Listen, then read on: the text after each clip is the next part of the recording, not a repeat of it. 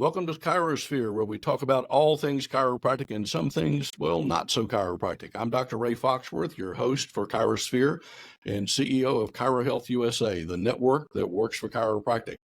Our guest today is Kim Clapp. She has managed First Choice Chiropractic since 1995 and has spoken for many chiropractic universities, colleges, companies, and associations. She founded Assistance for Chiropractic Excellence, ACE, in 2000. And provides quality CA coaching and training by way of monthly online courses. Kim teaches chiropractic teams the most up-to-date techniques and communication strategies for generating more referrals, collections, and patient compliance. And God knows who doesn't want that in their practice. Kim, thanks for joining us today. Absolutely my pleasure. And thanks so much for hosting this and for all you do for the profession. It's so appreciated. You have no idea. Well, thank you so much, Kim. So let's jump right in. While many people may know what you do, I'm big on people's why. So why did you decide to start Assistance for Chiropractic Excellence? Great question. Yeah, I'm a big fan of why myself. And really, let me give you a little bit of background. I think if you understood who I am, you'd understand why I do what I do. When I was going to University of Michigan, go Blue, I was manager of a clothing store. And that clothing store had 14 different locations. And I was in charge on my little store of hiring and training the people I needed in the store. We had no hiring systems. We had no training systems. I'm like, this is crazy. Back then, a million years ago, I developed hiring and training systems for that company.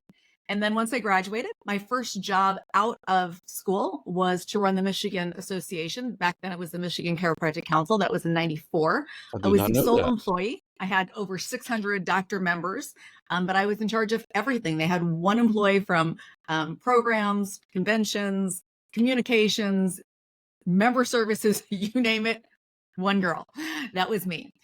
So then I started running the practice in 95 because a year later, Dr. Tom's like, hey, you know what? All this organization and systems you've got going is really profitable for our office. So in 95, I started running the practice. So because of that, then what I realized is I just assumed that every chiropractic practice had all the systems and organization and communication strategies, et cetera. Obviously, that wasn't the case. And we constantly kept hearing things like, your office is run like a well-oiled machine and stuff that would just crack me up.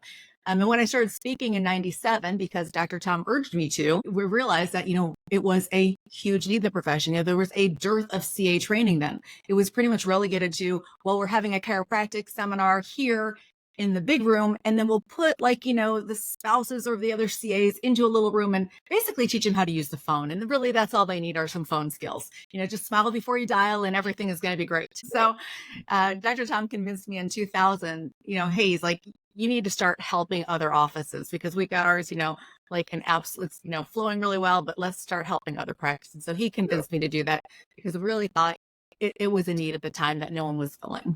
It really is still a need. I can't tell you how many times I've had calls from doctors saying, I wish there was somewhere I could just send my CAs for a month to get trained and then, and then have them come back. I'm happy to train any CA for a month in my office. So there you go. We'll just start that. So from your perspective, you clearly understand the importance of training and having processes in place. Why do you think so many doctors struggle with that? Why do they not understand that it is absolutely essential? Since I've only been doing this for 24 years, if I could figure that out, I would have, limitless clients. It is sad. Obviously, you as a successful business owner and practice owner prior to that, you understand the role that your team plays and how important it is. And it just makes sense when you stop and think, okay, this CA is going to have so many more interactions with every single client and potential client and community member than a single doctor is going to have. So every single interaction, whether it's on the phone, texting, emailing, front desk, out in the community, in therapy, whatever the case might be, every single opportunity is either going to be for practice growth or a potential pitfall. So, you put a CA at the front desk and it's up to them on whether they're going to do things that are actually going to educate patients and, get more referrals and get more reviews and increase your retention and collections, or they're not because they're just not trained how to do that. And I get it. Doctors don't have the time, the systems, the detail orientation, the tools to, trained CAs, or you weren't taught how to do that in school. I Yeah. get that. And, there's a lot of other business acumen that you're missing in school as well. But to me, yeah, it should be a no-brainer on how valuable a CA is, because they really can be, a practice's biggest asset. But for some reason, they're just not. And, Yeah. what I find is that doctors understand how important it is to train a new CA. They get that. But then what happens once they finally know how to do their job? Yeah. I'll tell you something I've observed over the years in my practice and many others is we will spend the time to train, and then we never spend time following up to make sure that what we trained them on is actually being done. Right. You put processes in place, and the next thing you know, it's like, okay, who's doing the recalls today? Yeah. What are Wait, recalls? I know like a couple months ago, we had a Yeah, team meeting and we talked about how important it was for everybody to do X. But obviously, we're not doing that. So, yeah, yeah, it's crazy. it's the constant retraining, and it's not just because people don't know how to do something. Knowing how to do something is great, but doing it every time and the best Yep. way possible, and with the right intention and the right focus, it's way different.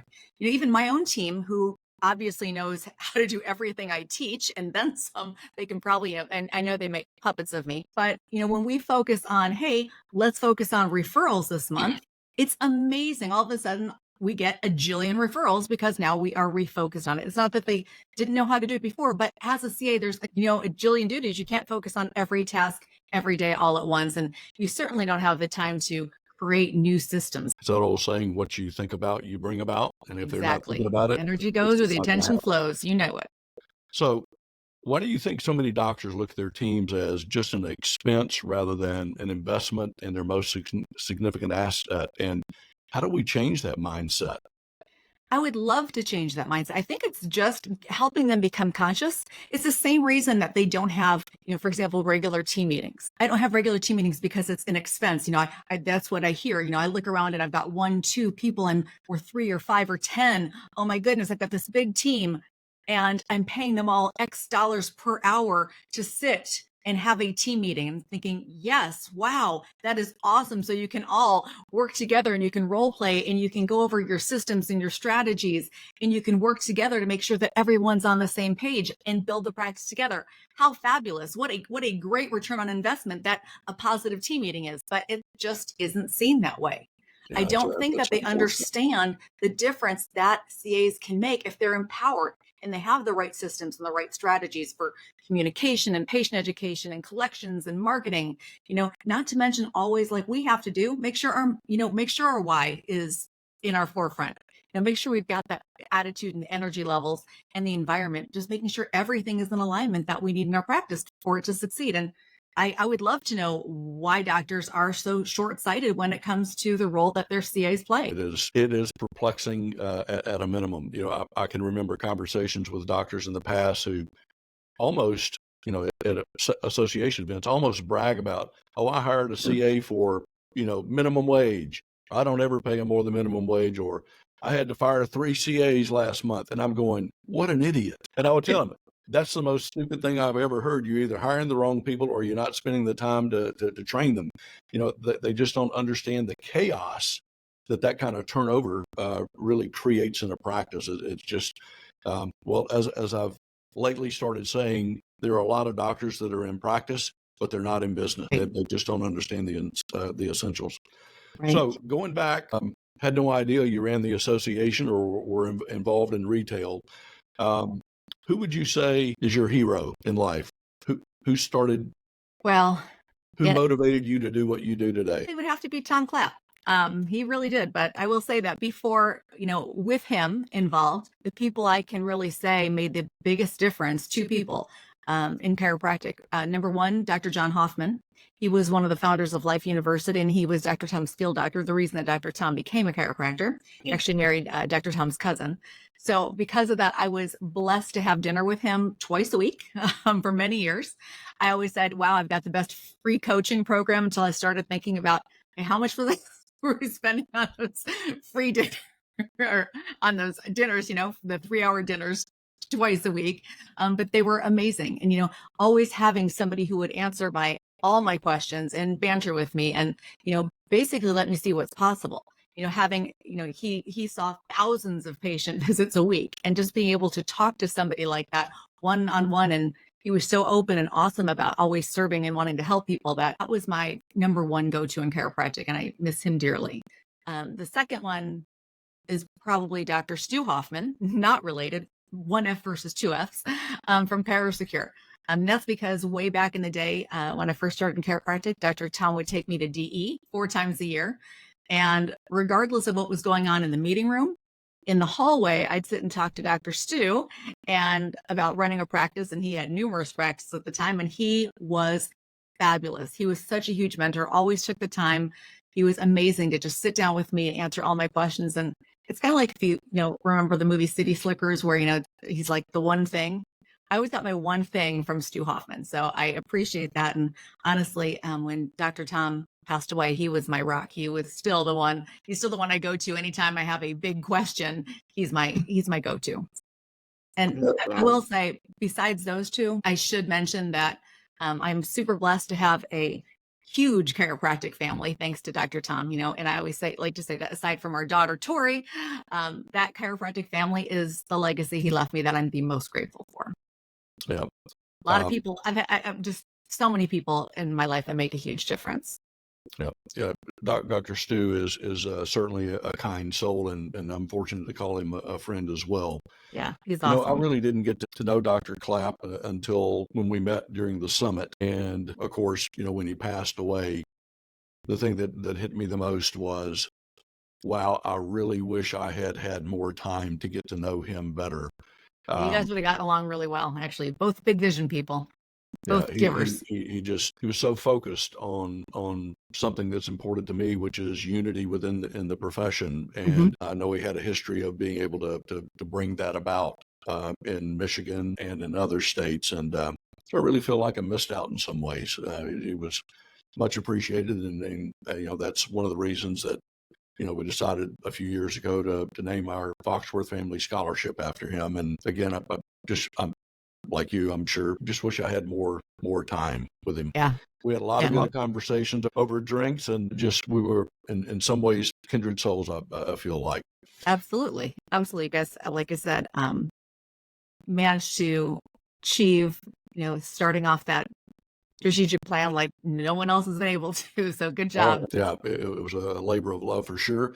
And it's doing great. For those that don't know, the chiropractic strategic plan was started in the summit and also through the Chiro Congress, and really look forward to great things coming out of that. And Tom was certainly an integral part of that. With you mentioning Tom, there was something else I wanted to talk with you about, just briefly, if you'd share with us. Over the years, I've had a number of chiropractic spouses call me when the doctor passes, and they're in a panic. They're in the middle of a crisis. Well, it's one crisis to lose someone else. It's worse to have a crisis at the same time you're having another crisis, which is the reality of, oh crap, I don't know what's going on in this business. Your situation was different because you were an integral part of the practice. But what were some of the challenges that you had, and what do you think the surviving spouse, if you will, really needs to be thinking about and know about should they find themselves in that situation? Yeah, well, first of all, thank you. I hope no one ever does. I know it does, but it's a fact of life or death. We were very fortunate, like you mentioned, in that I've been our practice facilitator since 1995. And I like to say practice facilitator instead of an office manager, because it really is my job to make sure that everything is easier. So, put the right systems in place to make it easy for my team to succeed, put the right team in place. So between the systems that we had in place and the amazing team members we had in place, I will say it actually, it was hellish, but we didn't even miss, this sounds awful. Our office didn't close even for an hour. Yeah. So we just kept rocking it because, what's the why? Everybody's going to just keep, I showed up the next day. Payroll had to get taken care of. So just keep swimming, right? However people cope. But it's all about really, like I said, making sure that you have the systems in place. I was really lucky because Dr. Tom was super well organized. So, electronic data vault, we had synced between both of our phones and both computers. So, I had every password that I needed. He had every account information, everything I could get into it. I think I told numerous companies that he died for 3 years because it was just easier to be taking care of everything as him. So sorry, it's probably identity theft. Let's not maybe put that in. But no, really, I will say, in tying that back into what we were talking about earlier, I don't know how chiropractors think that they can take care of patients and take care of the practice as one person. Because doing what I do, there's no way I could also see patients at the same time. I certainly couldn't. But like I said, putting the systems in place, making sure you have that kind of communication. We had all the legal and the estate planning taken care of when our daughter was born. So nothing recent, obviously, way back. If you're going to have a child, especially, or if you own a business, it's something really short-sighted if you don't make those plans. So because he was so organized and so responsible, it made things a lot easier. That being said, like I said, that's where my Chiro family and my family came into place, is that everybody was so awesome about letting me call anytime, day or night. And, actually, Tom's cousin, who is another chiropractor, actually Dr. John Hoffman's daughter, Dr. Wendy Rapolo, I was out to dinner with them within 2 weeks after Dr. Tom passed, and I was down in Florida, and she stopped at the store and picked me up a little tiny notepad, a little steno pad. And she said, here, every time you have something that's stressing you out or something you realize you have to do, write it on a different piece of paper and then flip. And I will tell you, I still have that, and it has just one thing left on that notepad, because as soon as you do something, then you tear it off and throw it away. And so she was really instrumental in getting me to just stop the hamster wheel from freaking out that goes on when you realize, oh my goodness, my whole life is upside down. So, Wow. just having people there who can just help you out. And, she had no idea, I don't think, that 49-cent steno notebook brought me peace of mind for years. Just, I'm like, oh, yep, got it all done. Not a problem. That's awesome. Yeah. Everybody, if you'll hang tight, we're going to take about a 30-second break to hear from our sponsors, and we'll be back with Kim shortly. So welcome back, everyone. We're having a conversation today with Kim Clapp. Hope you're enjoying it, and we'll kind of pick up where we left off. We were talking about Dr. Tom Clapp passing, and some of the challenges that people face when that occurs in the family. And I really appreciate you opening up about that. Maybe difficult to talk about, but so many doctors, I think, and their spouses need to have a crisis plan, a short-term crisis plan, and then a long-term plan. Just recently, I had a doc call or a spouse call, and the doctor had passed away, and unfortunately, his wife wasn't on the checking accounts. They weren't set up as payable on death, didn't know the passwords and all of those things. And, those aren't things we think about on a day-to-day basis. You clearly have been in practice and in business. And so you didn't have the crisis within a crisis like a lot of people experience. But was there anything that you or Tom hadn't thought about that you wish you had in retrospect? I really can't think of anything. He was pretty amazing. I guess because we hadn't had the conversations. That was probably it. We hadn't had, we had some, and, how we thought the practice would continue. Well, we'll just, sell it to a family member kind of, whatever. That never came to fruition. I did have numerous chiropractic friends step up and say, hey, if you need me to, I'll help you out, with whatever. So that was great. But like I said, because we had the people in place, and I should back up and say we had a tragedy in our practice, years and years and years before, about 20 years before, where our insurance account director unexpectedly passed away. And so having gone through that before and not having the systems in place for what to do when, it was probably it was in the 90s.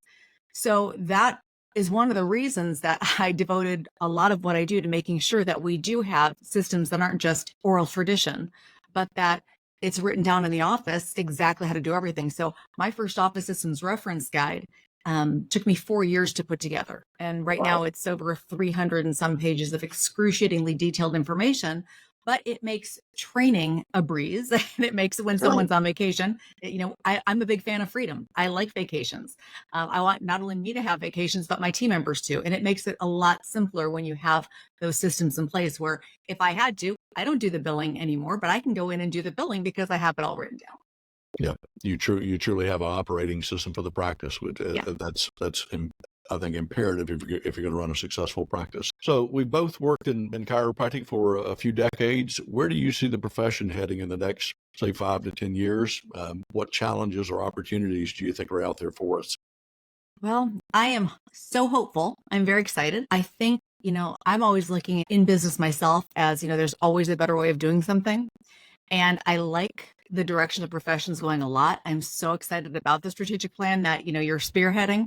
I am so glad that there's finally, that people were able to put aside, not you, of course, but the people that were problematic in the past about being on the same page, that they were able to put aside the individual personal gain and the egos. Because I know there's a lot of successful people in this Not in profession. chiropractic. Are you kidding me? I know. Well, it's something that I probably just knew one or two of them. Yeah. But it's ironic how challenging I think it's been historically for chiropractors to get the big idea when it comes to unity. Yeah. So I think I'm so excited about that. I'm excited about the technology evolution. I'm excited about the evolution with chiropractic research. I mean, I just was in Nebraska this weekend and Dr. Heidi Havik was there as well. What she does is amazing. Stephanie Sullivan, what she's doing is amazing. So I get really excited about the direction of the chiropractic research. And like I said, with the strategic plan and just expanding access to chiropractic care, I think that is just huge. So whether we expand access, on one level with the profession, on this higher level, whether it's, with trying to get equitable third party coverage, parity and inclusion of chiropractic benefits, that's awesome. And I definitely worthwhile. On the other level is here grassroots, empowering your team and your patients to invite more people in for care, to experience the benefits that chiropractic offers so they can feel better, function better, and live better. So it's on all spectrums. And I'm excited to be part of wherever I can fit in to help people get that message out there. Yeah. Well, just for clarity, I don't spearhead the strategic plan. Certainly, I In was my head, involved you just a myself rock and star. Jay. Well, I was very passionate about it, and glad to see that the Chiro Congress picked up the challenge. We did make some donations early on to try to help get it started, and I've observed the same thing you have. There have been so many doctors from different walks of life, if you will, within the profession that have come together and really begin to focus on what's in the best interest of the patients and the profession rather than what's in my best interest or my association's best interest. And I'm a firm believer that if you're just focused on what's in it for me, you lose a lot of opportunities and it becomes self-serving. Right. And unfortunately, I think historically there's been a good bit of that. And to get people to, like you said, get the big idea and realize that we can we can improve unity, we can increase utilization of chiropractic, we can get paid better. And God bless the ACA and ICA for all they do. But what frustrates me and many others I've talked to is less than about 25% of the profession actually belong to either one, and less than about 50% of the profession actually belongs to their state associations. And quite frankly, it kind of pisses me off. They sit there and bitch and complain and whine about why nothing changes, and they don't, they don't put any time, effort, or energy into it. So it's one of those things you kind of get out of it what you put into it, I think. So Right. So trying to convince the chiropractor that why they should support their profession among their state association and national associations that are trying to serve them and make their life easier, better, more profitable, you name it. Kind of trying to explain why they need to train their CAs to do the same thing. yeah, well, I'm sure you dealt with a lot of that when you ran the association. So I got some fun questions. What's your Yay. superpower? My superpower, let's see. Well, for the last few years, it's I do notice probably that you said powers because you don't just have one. um yeah, let's see. I'm really good at translating snark and eye roll to English since my daughter's 20. I've gotten really Oh, good at that. Um no, I will say simplification and communication, taking what does not have to be a complex topic of chiropractic. I know there's a lot that goes into it, but trying to make it easy for people to understand. And I will say that's a challenge. Most chiropractors go and ask their CAs to explain what chiropractic is. I think you'd be shocked. I do this at every seminar I teach, and it's a safe space of just CAs, no doctors, no one can hear them. There's no mistakes. It's secure. And when I ask that question, honestly, 99% of CAs can't answer that, can't answer what chiropractic is. So I think one of my superpowers is, trying to make things, try to simplify things so that, we can all not only understand it, but also communicate it. That is so critical. I can't tell you. I was big on having scripts and making sure that staff understood how to do a mini consult when the patients called in and that type thing. And I can't tell you how many times we've done this blindly, but you call a clinic and, you'll hear a recording of a CA and the patient asks, well, how does Dr. So-and-so treat headaches? He said, well, he uses this little clicker thing. And it's like, really?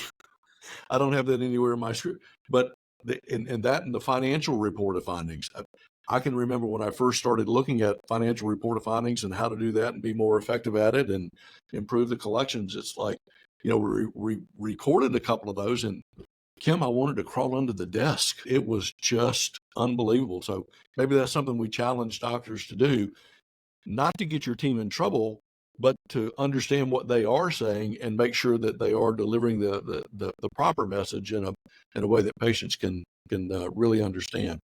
So what do you think you'd be doing today if you weren't doing what you're doing? Oh, goodness gracious. Probably just being bossy and sarcastic somewhere else. I don't know. I will say, I think my other superpower, because you did say plural, now I'm thinking about is I'm really good at learning from my mistakes. God knows I make a ton of them. You can ask my team, you can ask my daughter, you can ask anybody who knows me. I like trying new things. I'm always, because I do believe there's always a better way.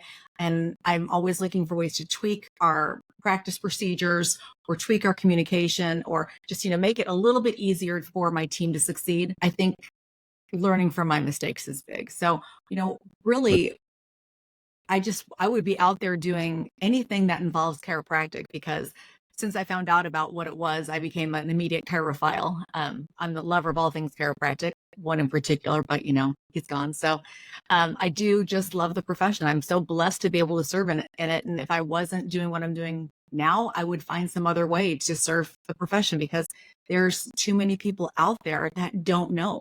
They still don't know. I'm amazed when I find out, someone had some organ removed, whether it's their thyroid or their bladder, and I'm out there talking to them and they did not even try chiropractic first. No one even suggested they try chiropractic first. That's unfortunate, no doubt. So to me, I'd be out, just trying to help people. So what's your spirit animal? Great question. What is my spirit animal? Actually, I do believe it was a turkey. I did not expect that. And the reason I say that is they show up all the time. I mean, they actually came to my door. I had a whole flock when I say on my door, on my front walk and on my porch on Thanksgiving. And thinking, Wow. You're not the smartest birds. This is really not your day to be here. But it's not just that. When I was doing, I did an inner winter seminar, and right before doing a fire walk, I'm taking my walk through nature again. Flock of turkeys. So for some reason, I keep looking it up too, and it's about change. So I guess I just need to be more flexible and open to change. But that seems to be what appears anytime I'm asking the right questions to the universe. Well, the next time I see you, if there's a turkey following you, I'll know why. So one last question: what talent do you have that most people don't know about? What talent? Well, I am super organized. People know that. I'm checklist queen. I can rock Thanksgiving like there's no tomorrow. I do have a color-coded spreadsheet that's organized like crazy. So little type A when it comes to Thanksgiving and entertaining. Napkin folding, awesome. Can't fold a fitted sheet though to save my life unless I'm happy to be watching a video at the same time. Can't do that. So really, other than that, I'd say love cooking and entertaining, but most people who know me know that. So what's the best way for people to learn more about Assistance for Chiropractic Excellence program if they want to reach out to you? Oh, well, thank you. Since the program's been around so long, it's got just the best website ever, chiropracticassistance.com. And that's assistance, ANTS, plural.com. Got it. Well, thanks for spending some time with us today, Kim, and thank everyone for listening to our ChiroSphere podcast. Please share the podcast with your friends and let us know who you'd like to hear from in the future and any topics that might be of interest to you. And we'll do our best to get all of those requests. Until then, give us a call if you're interested in joining Chiro Health USA, the network that works for chiropractic and you. Thanks, Kim. Appreciate you. Thanks.